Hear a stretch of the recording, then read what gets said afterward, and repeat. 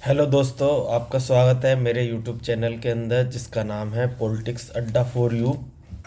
और आज मैं आपके सामने एक अभी जो लेटेस्ट हुआ क्या है कि मायावती ने जो बीएसपी की सुप्रीमो हैं उन्होंने अपने भतीजे आकाश आनंद को अपना उत्तराधिकारी घोषित कर दिया है। उत्तराधिकारी का मतलब है कि मायावती के बाद जो लोग कयास लगा रहे थे उन्हीं की पार्टी के लीडर कि शायद किसी दूसरे नंबर का जो लीडर हो जिसने मेहनत करी हो ग्राउंड पे उसे शायद मायावती आगे के लिए प्रोजेक्ट करेंगी, लेकिन ऐसा हुआ नहीं।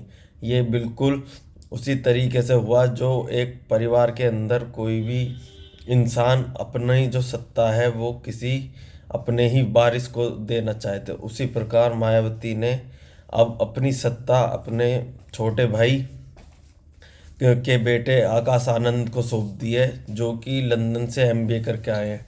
अब सबसे बड़ी बात है कि क्या उन्हें उत्तर प्रदेश की राजनीति की समझ है या फिर वो उसी प्रकार हाशिए पर चले जाएंगे जिस प्रकार आज मायावती की पार्टी उत्तर प्रदेश के अंदर लड़खड़ा रही है।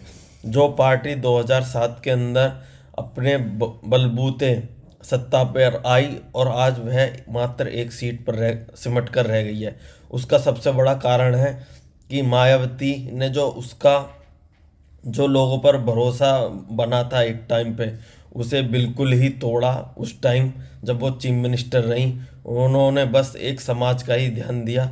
उसी वजह से आज मायावती का वोट बैंक 12% से 13% के बीच आ गया है, जो कभी एक टाइम पर 20% के या 25% के आसपास हुआ करता था। वो फुल मेजोरिटी के साथ उत्तर प्रदेश की सीएम बनी। अगर आज मैं उनकी बात करूं तो उनके मात्र अभी के टाइम मात्र 5 विधायक हैं पूरे देश के अंदर। कहाँ उनके 250-300 से भी ज़्यादा विधायक हुआ करते थे।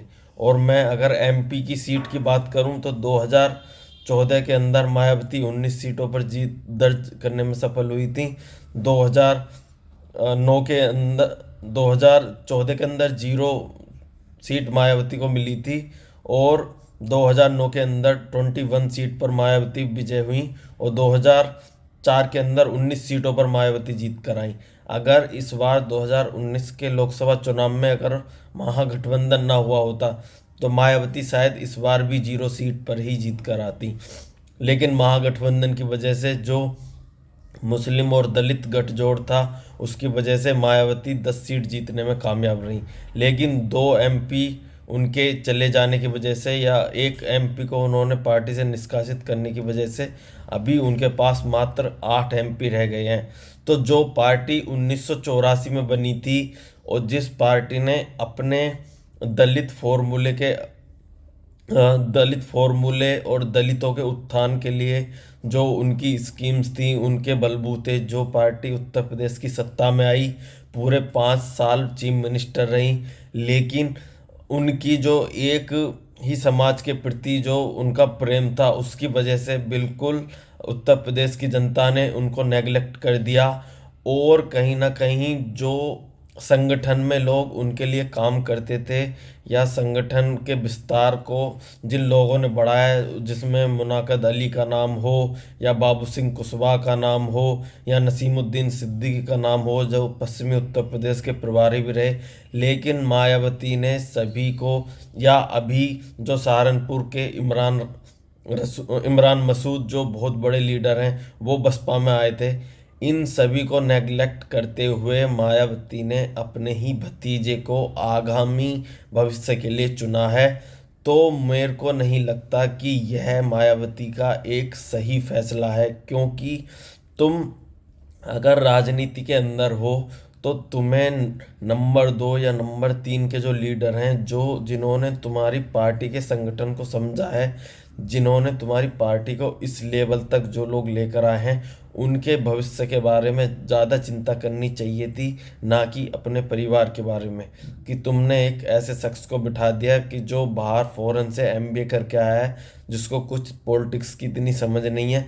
लेकिन जो भी हो अभी वो उत्तर प्रदेश के अंदर पता चलेगा। अभी वैसे तो उत्तर प्रदेश में मायावती बिल्कुल हाशिए पर है। मेरे को नहीं लगता कि 2027 के अंदर भी मायावती कोई कमाल कर पाए।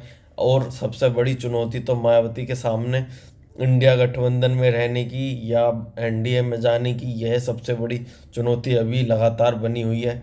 मायावती को समझ में नहीं आ रहा कि वो करें क्या। लेकिन जो भी है वो देखना होगा कि आगामी लोकसभा या विधानसभा चुनाव के अंदर मायावती की क्या रणनीति रहती है, या मायावती किस तरीके से अपने आप को प्रोजेक्ट करती हैं भारतीय राजनीति के अंदर।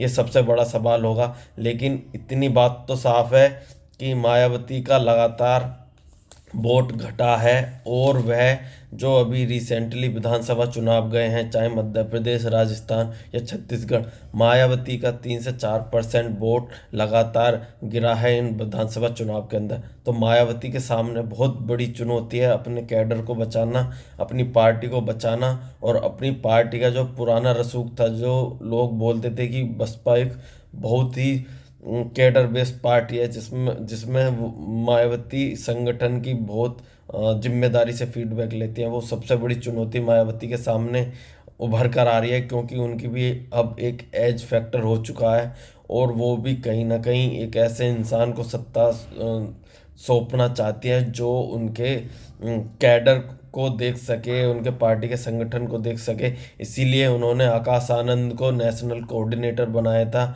और वो लगातार उन्हें इन्वॉल्व कर रही थी हर चुनाव के अंदर, चाहे वो मेयर के चुनाव हों या अभी जो विधानसभा के चुनाव हैं, उन्होंने उन्हें भी स्टेट का कोऑर्डिनेटर बनाया था।